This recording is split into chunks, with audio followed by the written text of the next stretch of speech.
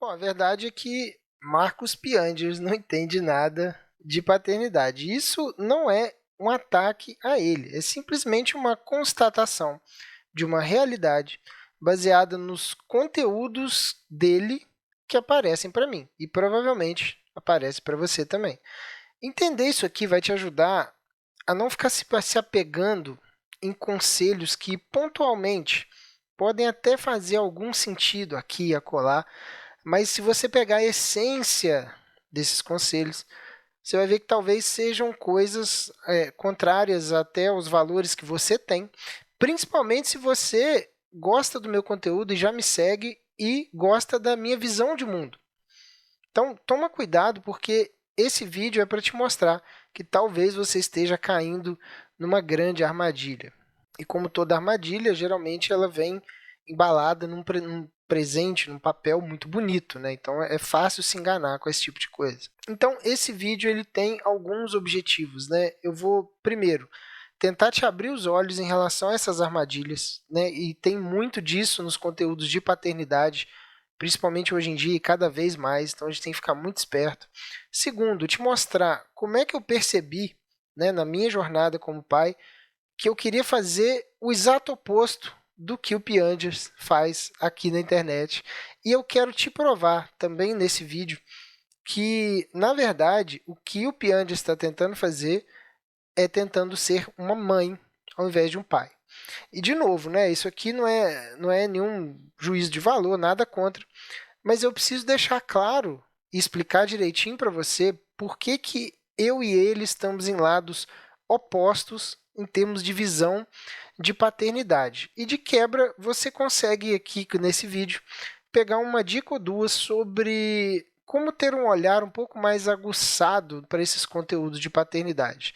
No final das contas, o grande segredo disso tudo aqui é você ter uma percepção de que os símbolos, né, o símbolo masculino, o símbolo feminino, o símbolo da criança, o símbolo das situações envolvidas estão bem ajustados. Sem isso, a gente fica sem chão onde a gente vai pisar. Então, antes da gente seguir, eu quero te pedir, por favor, para deixar o like, ele não te custa nada e me ajuda muito a levar esse conteúdo mais para frente para outras pessoas que podem ser beneficiadas, né, com esse tipo de conteúdo aqui. E se você gostar do conteúdo, se considere inscrever aqui no canal, também vai me ajudar muito e vai te ajudar a receber os conteúdos toda vez que eu postar.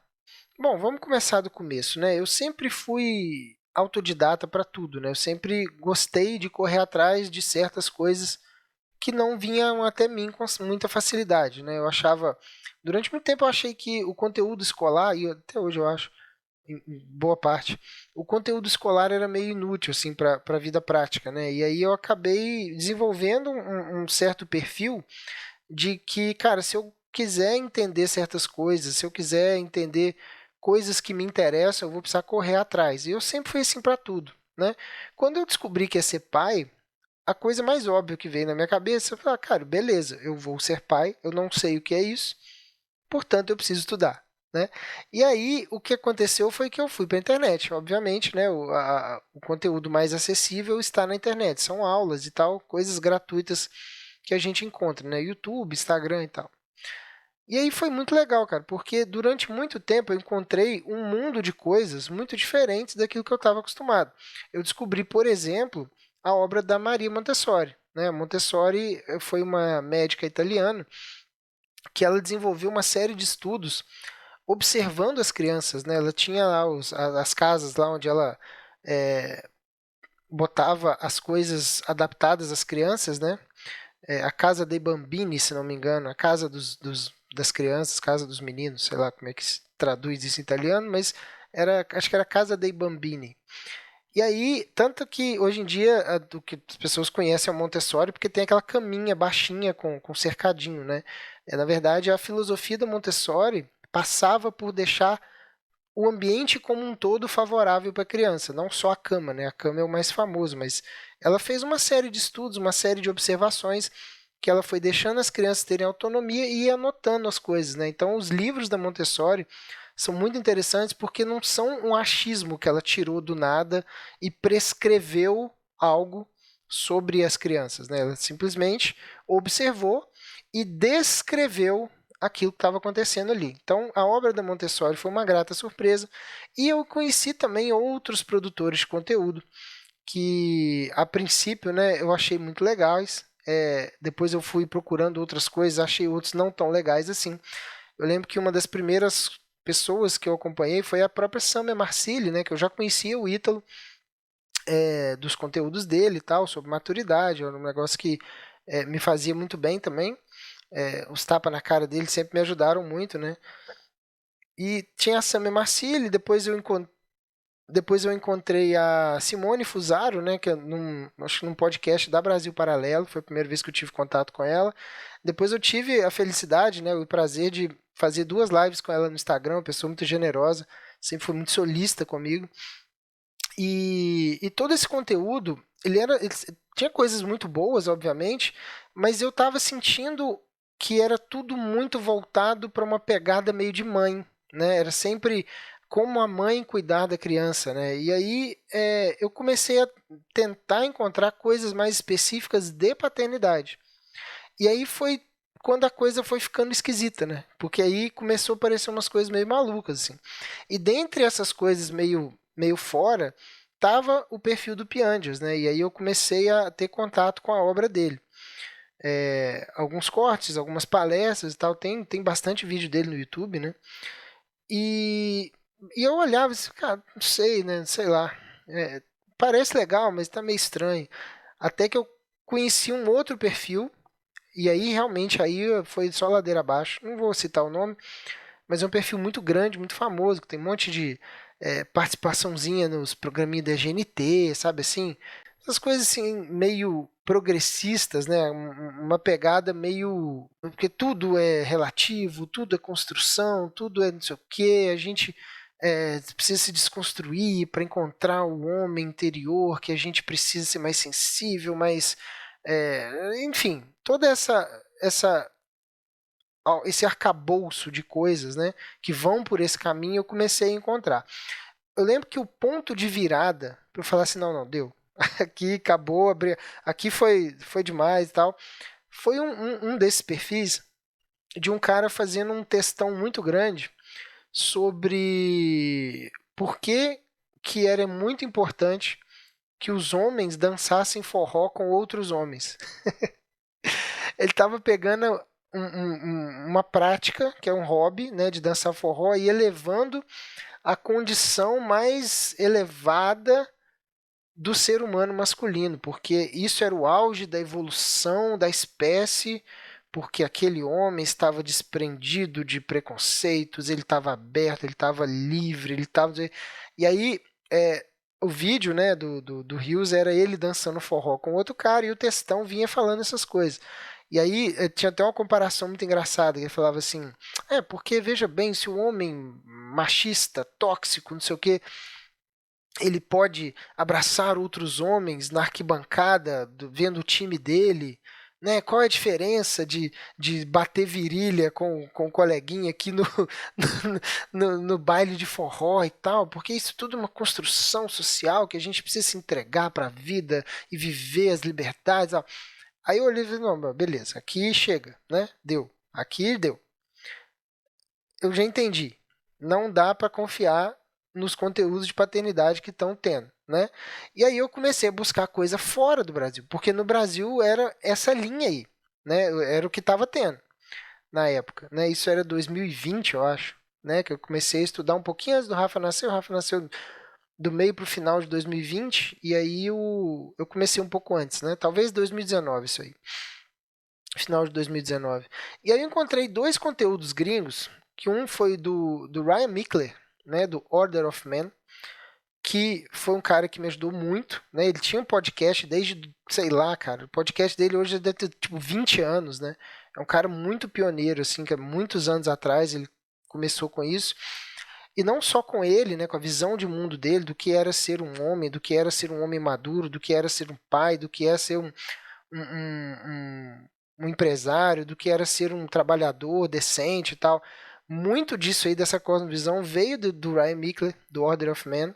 Não só dele, mas dos convidados que ele levava. Até hoje o podcast existe, eu recomendo isso para todo mundo que consiga ouvir inglês, né, e consiga entender, porque realmente ele não tem essa pegada mais red pill, radical e tal. Ele é um cara muito sensato, eu gosto muito da visão de mundo dele.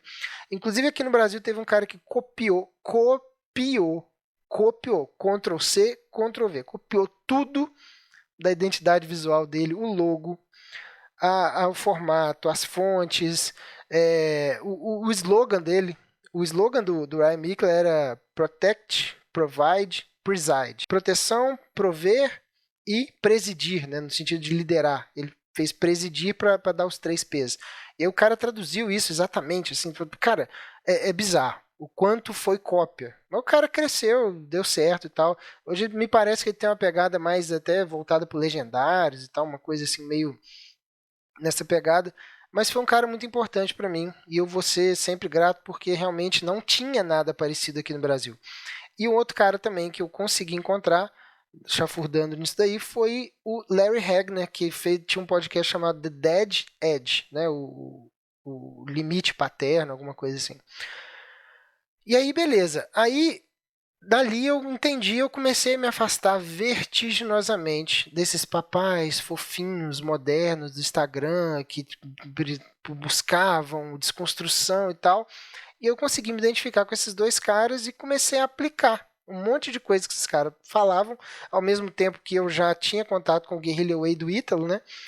Então, essa coisa, essa sopa, foi o que me formou enquanto, não só no meu amadurecimento como homem, mas da minha visão como pai e de como que eu preciso formar os meus filhos. Né? É basicamente daí que vem, né? Como é que eu preciso ser enquanto homem, enquanto marido, enquanto pai, enquanto chefe de família no geral e até enquanto funcionário, né? Enquanto empreendedor, que é o que eu estou fazendo aqui, mas eu tenho meu trabalho como funcionário também, a metodologia, a ética de trabalho, a forma como eu preciso trabalhar, tudo isso foi me formando, né? Isso eu já era velho, né? É um tipo de maturidade que me veio muito tarde, né? E, inclusive, alguns livros também me ajudaram nisso. Eu até separei alguns para mostrar para vocês. Ó. Não sei se vai aparecer aqui muito bem. Por exemplo, As 33 Marcas da Maturidade, do Brett McKay, que é um blogueiro também. E aí, blogueiro no sentido real, né? É um cara que tem um blog muito famoso sobre assuntos masculinos. Iron John, A Book About Men, que é um clássico também sobre maturidade masculina. Intentional Father, do John Tyson. Isso aqui também é muito interessante. Também comprei isso aqui. Eu acho que ele está traduzido hoje, mas eu comprei ele em inglês faz muito tempo. E esse livro aqui, que é de um psicólogo chamado James Hollis, sobre a sombra de Saturno. É um psicólogo basicamente junguiano, que ele vai falar sobre algumas coisas relacionadas a arquétipos masculinos, mas nesse livro aqui ele vai falar sobre como funciona essa cosmovisão masculina da coisa, né? E como é que a gente consegue se inserir numa sociedade, num ambiente masculino e tal, e quais são os traumas mais importantes e mais constantes dentro do homem, né? E aí isso aí acabou me formando muito, inclusive esse conteúdo desse livro é basicamente o que eu usei para formular o primeiro módulo do meu curso chamado Paterno, que é sobre cura, né? Cura interna, cura interior. Então, esse é o meu background, né? E aí eu chego aqui nesse momento, na hora de falar com você por que exatamente, né? Eu estou trazendo esse conteúdo do Pianges aqui com exemplos do que ele fala para mostrar o contraste e dar a minha opinião do porquê que o que ele fala está sendo errado, está sendo uma bobagem, né? De acordo com a minha cosmovisão. Se você tem uma visão parecida com a dele, show de bola. A vida é sua, eu não tenho nada com isso. Eu estou tentando aqui mostrar o que seria um caminho mais alinhado com uma visão masculina mais madura, né? Então eu vou trazer aqui 3 conteúdos especificamente do Pianges, o discurso que ele usa, por que eu acho que está errado e como é que eu faço na minha vida, né, como pai, como homem e tal. Bom, o primeiro conteúdo dele que eu separei é um vídeo onde ele fala, um podcast chama Receita de Sucesso. é um vídeo que aparecia muito para mim, eu acabei salvando isso aqui para trazer para vocês. Onde o Pianges fala que ele não percebeu que a cada coisa que a filha dele aprendia a fazer, ela dava tchau para ele. Ela, aprendi a comer sozinha, tchau, pai. Aprendi não sei o quê, tchau, pai. Aprendi a andar de bicicleta, tchau, pai, não sei o quê. Aí ele vai falando como que aquilo foi deixando ele chateado, né? E tanto que chegou na adolescência, a filha dele meio que não precisava mais dele, aí ele fica meio chupando dedo, assim, ué, filho, mas e a gente? Mas e a gente? E aí, eu queria. E esse vídeo aqui, ele é sobre um ponto central na paternidade, que é a ideia de que a gente precisa se fazer desnecessário para os filhos. E ele faz um vídeo literalmente reclamando disso, né? Falando que foi sendo deixado de lado e tal. Mas filho, mas e aí? Mas e eu e tal?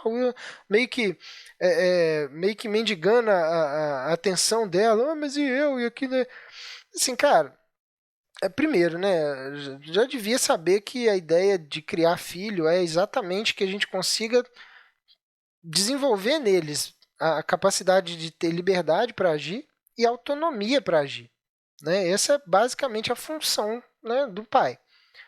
E aí, mais do que isso, né, existe um componente masculino que está sempre mais ligado, sempre um pouco mais ligado ao incentivo ao risco e à conquista do mundo. Né?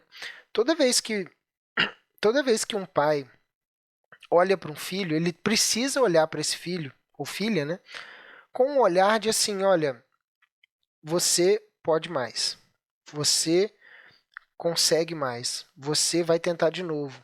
Eu tô aqui para te ajudar, eu tô aqui para te apoiar, mas você precisa conseguir. Você precisa se testar no mundo. Você precisa conquistar isso, isso e isso, em termos de autonomia, né?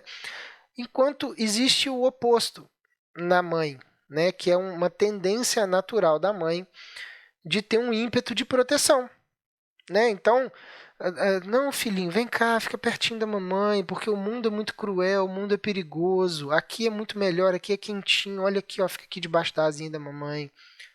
É isso que você precisa fazer, o mundo não faz isso, se preserve, a mamãe tá aqui para te deixar nada acontecer com você, sabe? Essa postura é uma postura feminina. Inclusive, uma coisa que o próprio Jordan Peterson comenta sobre uma escultura chamada Pietà, que é uma escultura de Michelangelo, onde o Cristo ele está todo dilacerado no colo dela e ela olhando para ele com os olhos de piedade, né? Aquela, por isso chama Pietà, se não me engano, Pietà é piedade em italiano. E tá o Cristo todo dilacerado, depois de tirado da cruz, e ela recebendo ele nos braços de volta, né? E aí o Jordan Peterson comenta em uma entrevista, se não me engano, sobre o que é a crucificação feminina, ou a crucificação da mãe. É exatamente o sofrimento maior para a mãe, a angústia maior para a mãe, é exatamente essa sensação de entregar o filho para o mundo. Deixar que o filho vá para o mundo cumprir a sua função. É uma dificuldade real para a mãe. É uma tendência que a mãe tem de proteger. Né? Então, quando a mãe consegue entregar esse filho para o mundo de bom grado e consegue até incentivá-lo de alguma forma, ela está demonstrando uma maturidade a ponto de fazer para o filho o que é o melhor para ele. E não o que é melhor para ela. Porque, por mais cruel, por mais agressivo que o mundo seja com o seu filho, isso falando com a mãe, né? Com o seu filho, é melhor para ele passar esses perrengues e aprender, e evoluir, e amadurecer, do que se ele ficar pertinho de você, no cantinho quentinho dele, para sempre. Vai ser pior para o seu filho isso do que ir para o mundo, sofrer, batalhar e conquistar coisas. Então, perceba que essa postura do Pianges de ai, e eu, olha aqui, eu tô aqui, vou me largar sozinho e tal. Essa postura do Pianges, enquanto pai, ele nem dá para falar que é de uma mãe muito madura, de uma mãe imatura, na verdade. que fica meio que querendo, assim, meio que sofrendo porque o filho está ganhando autonomia. E, obviamente, a função de um pai e de uma mãe é aquela coisa, né? A gente cria o filho para o mundo. Muita gente repete essa frase, mas pouca gente põe isso na prática de verdade, né? Então, toma cuidado com esse tipo de coisa, porque parece, é o que eu tô falando, tá envolto, tem uma musiquinha bonita no fundo, a entrevistadora, enquanto ele tá falando, a entrevistadora começa a encher o olho de lágrima, então vira uma cena, assim, toda açucaradinha, toda... Cara, é uma baita de uma bobagem. O ponto central do vídeo é uma baita de uma bobagem. Né? Ai, eu estou perdendo meus filhos.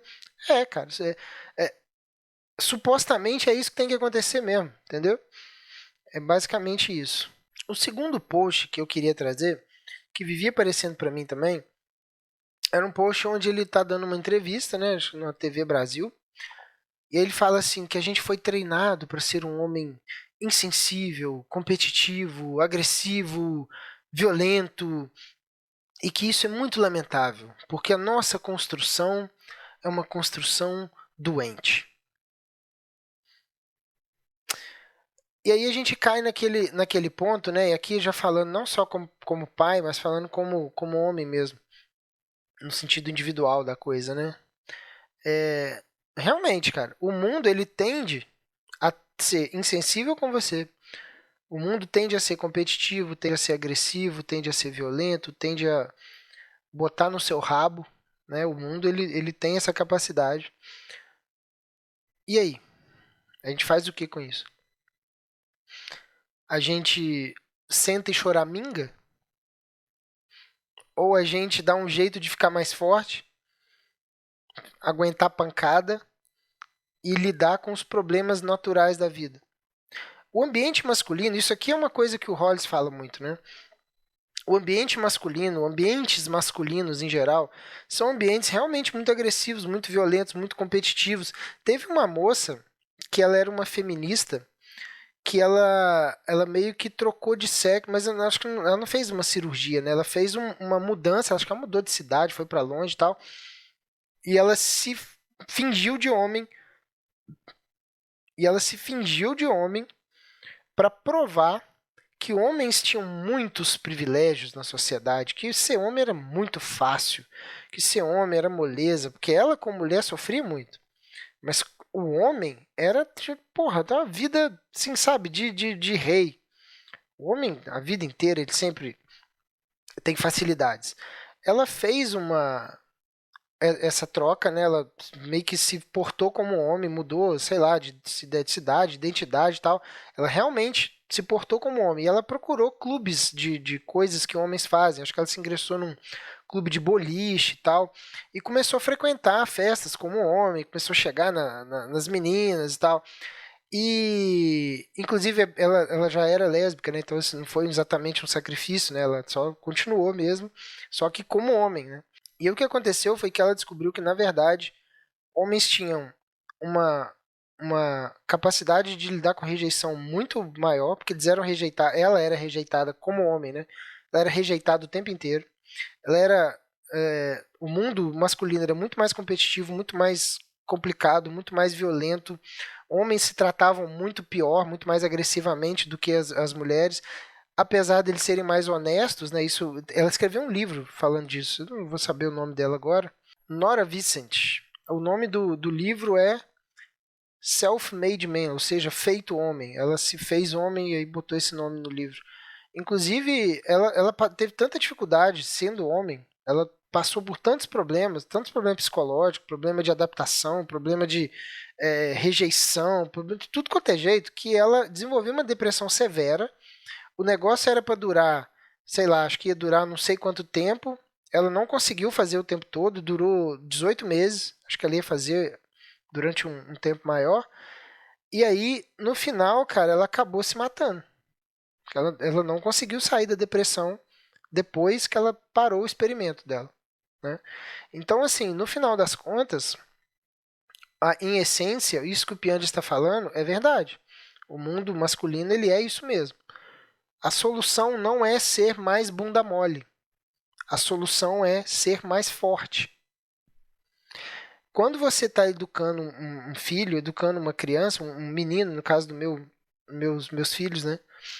O discurso precisa ser: seja homem, seja mais forte, seja mais firme, tenha mais convicção, estude mais, aprenda mais, conquiste mais coisas. Ao invés desse papo, essa lenga-lenga aí, de ficar, a gente foi. O mundo é muito injusto, o mundo é. É, cara, o mundo é injusto. E aí? Entendeu? E aí? Me lembra uma entrevista da Thaís Araújo, né? No programa Roda Viva, onde ela fala que de jeito nenhum que ela vai falar com a filha dela para não expor o corpo, né? Para se vestir decentemente lá e tal, de acordo com. Tem que ser livre para vestir o que ela quiser. Na verdade, isso ela falando, na verdade, o que eu luto, né? A minha luta é para que a mãe dos meninos ensinem a não estuprar. O que é meio óbvio, né? Todo mundo que tem 2 neurônios sabe que estuprar é errado, né? Obviamente.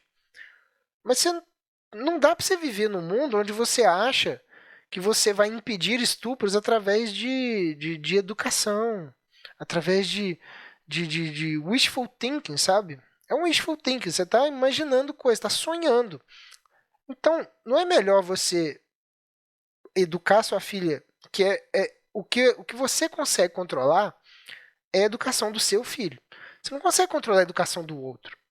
Então, não é melhor ensinar boas maneiras, formas decentes de transitar pelo mundo, evitar ambientes esquisitos, escuros, sujos, noturnos.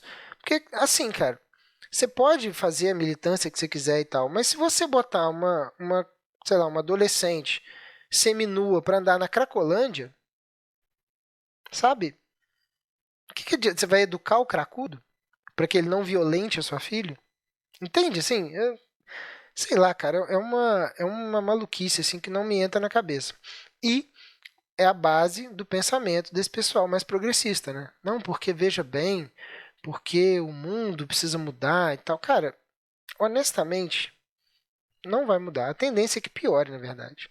Então, o que que a gente faz com isso? A gente forma, a gente forja filhos que consigam desbravar esse mundo.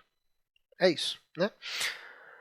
O terceiro conteúdo que eu queria trazer é um conteúdo que eu achei engraçado, que é um assunto recorrente no discurso dele, né? Que é essa coisa do que eu chamo de postura de sessão da tarde, né?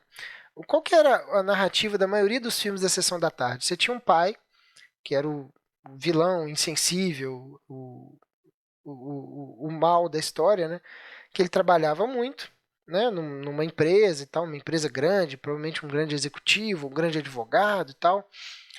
E do outro lado você tinha uma criança que, pô, queria sempre mais atenção do pai, então, o que é normal, né? Toda criança quer. Mas aí o filme geralmente ele criminaliza o fato do pai trabalhar muito, né, e passar pouco tempo em casa. E aí a moral da história é que o pai ele se transforma num pai mais sensível. No final do filme ele pede demissão. E aí ele, sei lá, vai viver de fotossíntese, né, de luz e tal, vai morar no banco da praça, mas todo mundo muito feliz porque agora ele passa o dia inteiro o dia inteiro com o filho, né? O Pianges ele tem essa pegada também, que não deixa de ser uma repulsa ao lado masculino de desbravar o mercado de trabalho e conseguir vencer, trazendo mais e mais dinheiro para casa. Obviamente, isso tem o custo, né, da ausência. Algumas pessoas têm a sorte de trabalhar em casa, igual a mim, né, mas a maioria das pessoas não. Então, mais trabalho significa ficar mais longe da família e trocar, entre aspas, né, dinheiro em troca de não ficar com o filho, né? Existe esse dois pesos e duas medidas. E ele tem essa pegada, né? Que ele fala assim nesse vídeo aqui. Inclusive, eu achei curioso que o nome do perfil que postou ele é Mamãe Guiada. É o que eu tô falando. O cara tá tentando ser mãe. Os perfis de mãe estão sempre repostando e tal. Ele fala assim que, não, é porque o seu trabalho pode esperar, sua vida pode esperar, o seu trabalho, na verdade, é criar o seu filho, porque só tem uma pessoa que pode ser o pai dessa criança e tal. O emprego da sua vida é ser pai, sabe? É mais importante e tal. Então tem essa pegada meio romântica, assim, de que o pai vai, sei lá, sair do emprego que trabalha o dia todo para ficar meio período, para poder ficar pertinho do filho e tal. E, cara, seria muito legal, mas existe um conflito aí de papéis, né? Porque se o pai vai trabalhar menos, em alguma medida você vai ter que botar a mãe para trabalhar mais, né? Então, assim, existe um componente da realidade que ele é meio implacável em relação a isso. Beleza, então nós vamos falar com os pais para não trabalhar muito, para ficar mais tempo com os filhos. Tá. Qual é a consequência disso? Provavelmente uma vida mais difícil, né? Também ele também vai querer falar que não, veja bem, porque o dinheiro não é tudo. Eu já vi ele, inclusive no podcast do Primo Rico, né? Eles debatendo ferrenhamente a questão de como ser mais feliz e que dinheiro não é felicidade e que, inclusive, ele chega assim a citar um estudo de Harvard que fala que experiências diferentes, né? Quando você, por exemplo, você vai ser muito feliz se você trocar o trajeto do seu trabalho, né? Ao invés de você ir por aqui, você vai por aqui. E aí você vai ver um cenário diferente, isso vai te deixar muito feliz, porque você mudou a sua rotina e tal, e que isso é de graça. Né? Ele fica defendendo isso o tempo todo. Então, ele tem uma coisa de bater na função masculina de desbravar o mundo, né? De ser o vetor apontado para fora, ou seja, da conquista, da batalha e tal. Ele nega isso, e ao mesmo tempo que ele vai dizer que não, que dinheiro não é importante. Entendeu? Você precisa fazer uma escolha de ficar mais tempo com seu filho, ganhar menos e tal, não tem problema. Porque o importante é você estar ali o dia inteiro com seu filho. Ao mesmo tempo que ele faz isso, ele provavelmente é um dos palestrantes mais caros do Brasil. Né? Então, entende? Inclusive tem um outro vídeo dele, onde ele fala desse assunto, né, que eu até já fiz um react dele no Instagram, um outro vídeo dele que ele fala assim, não, que toda vez que eu ouvi as minhas filhas, que eu peguei conselho com as minhas filhas, eu tomei boas decisões, que elas estavam falando, e eu estava lá, trabalhando com a Fátima Bernardes, trabalhando não sei o quê, trabalhando com inovação, crescendo, não sei o quê, minha filha apontou o dedo e falou, pai, você está trabalhando demais. Aí ele foi e largou o emprego. E aí ele largou o emprego e foi ficar em casa com a filha. Simples assim, tipo o filme da Sessão da Tarde, sacou? Então é isso, né? Ele tem essa pegada, e geralmente quem tem essa visão geralmente é um símbolo feminino que busca esse refúgio em casa, ao invés de sair para trocar porrada com o mundo para prosperar, para ganhar dinheiro, para crescer, para conquistar mais coisas. Né? Então, mais uma vez, um exemplo importante de como, na verdade, ele está tentando mostrar o lado da mãe. Né? Bom, por último, eu queria deixar aqui mais um alerta, né? Se isso tudo aqui que eu falei, né, que eu usei de argumento, não for o suficiente para te convencer de que não é um conteúdo ideal para pais, né, que você ouça as dicas e os conselhos dele, eu queria deixar uma última coisa aqui que eu não sei se a maioria das pessoas conhece, mas tem esse livro aqui, ó, Como Ser um Pai Feminista, prefácio do Pianges. Né? Então, claramente, você consegue mapear, dentro do discurso dele, dentro da cosmovisão dele, que ele está tentando ser uma coisa, ele está claramente tentando ser uma coisa, e pode acontecer que você não concorde com essas coisas, mas que você não consiga entender nas entrelinhas o que ele está querendo dizer. Então, esse vídeo aqui, ele é um alerta.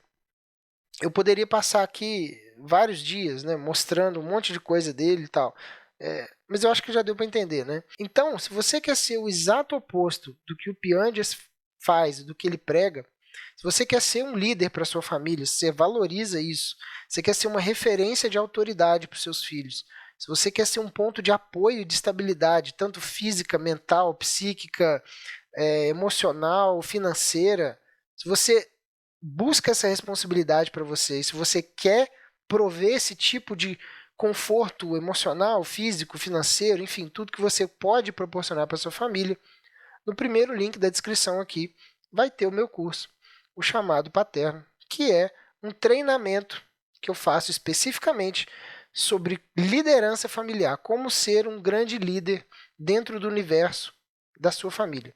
E aí vai entrar noções de como você se cura de alguns traumas e alguns dilemas que são comuns aos homens.